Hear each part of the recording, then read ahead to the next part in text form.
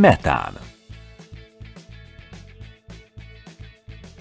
A kérődző állatok jelentős mennyiségű metánt termelnek emésztés közben. A színtelen, szagtalan metán üvegházhatású gáz, mert elnyeli az infravörös hullámhosszú fényt, és az elnyelt fényt a Föld felé sugározza ki.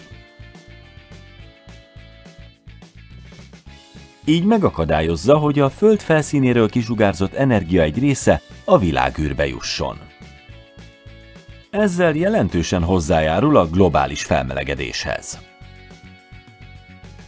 A metán a legegyszerűbb szénhidrogén, egy szénatomból és 4 hidrogénatomból álló szerves vegyület. A metán molekulában a 4 hidrogénatom egy központi szénatomhoz kapcsolódik.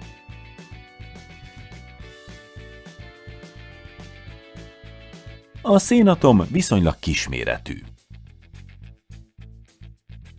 Legkülső elektronhéján 4 vegyérték elektron található, amelyek a hidrogénatomokkal kovalens kötést létesítenek. A kovalens kötések egymástól a lehető legtávolabb épülnek ki. A hidrogénatomok egy tetraéder csúcsaiban helyezkednek el.